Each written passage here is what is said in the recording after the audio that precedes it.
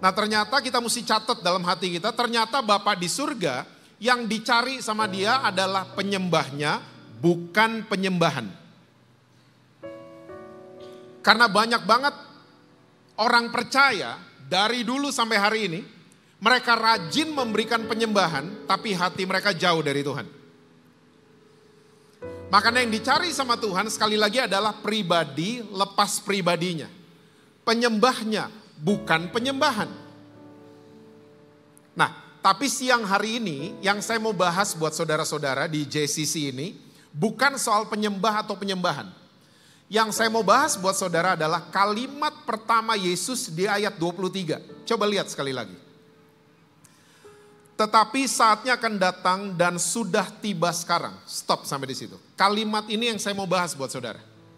Saatnya akan datang tapi sudah tiba sekarang. Loh gimana maksudnya? Kalimat ini membingungkan loh. Saudara misalnya bangun pagi, suami saudara tiba-tiba ngomong sama saudara, "Ma, nanti papa mau transfer uang ya.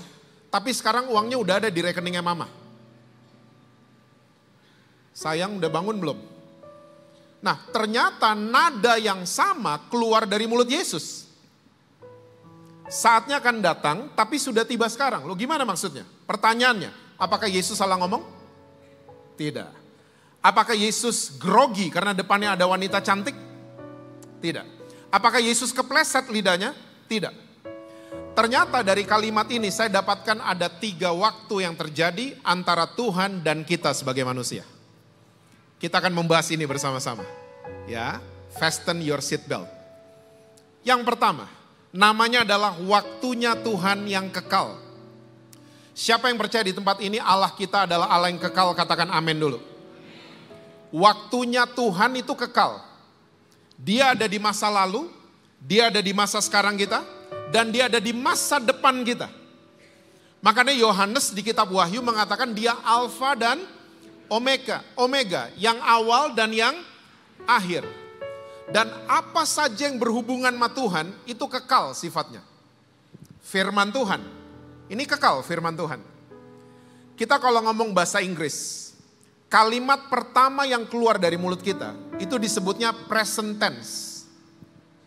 Kita ulang kalimat yang sama 30 menit kemudian, dia bukan present tense lagi. Dia berubah jadi past tense. Sadar nggak firman Tuhan nggak pernah jadi past tense. Contoh, ada ayat bunyinya pada hari ini, jika engkau baik-baik dengar Tuhan, bertobatlah. Kita baca ayat ini minggu depan, tahun depan, 10 tahun lagi, dia tetap present tense kan? Dia tetap bunyinya pada hari ini. Pernah buka Alkitab saudara berubah jadi past tense? Minggu lalu saya udah ngomong, siapa yang rubah nih? Gak pernah. Makanya kita harus tahu firman Tuhan gak pernah out of date. Gak pernah ketinggalan zaman.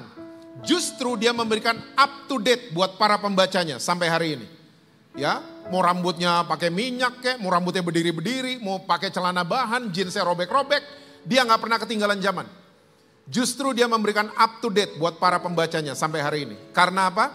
Waktunya Tuhan, firmannya Tuhan, apa saja yang berhubungan sama Tuhan, itu kekal sifatnya. Yang pertama. Yang kedua namanya adalah waktunya manusia. Tuhan juga yang menjadikan. Dan saya kalau ini cuma bayangan saya saudara. Saya kalau ngebayangin waktu Tuhan lagi mendesain waktu buat saudara dan saya. Mungkin Tuhan gak mau diganggu sama stafnya surga. Ini cuma bayangan saya. Mungkin Gabriel, Michael, ntar dulu. Bayangin loh, 1 tahun 12 bulan. Tiap bulan beda-beda. Ada yang 28, 29, 30, 31 hari. Ngedesainnya tuh gimana? 1 hari 24 jam. 1 jam 60 menit. 1 menit 60 detik. 1 minggu 7 hari. Gimana ngedesainnya? Dan ini bahasa Yunaninya namanya adalah kronos. Suka dipakai sama polisi Indonesia kalau bikin BAP. Kronologi.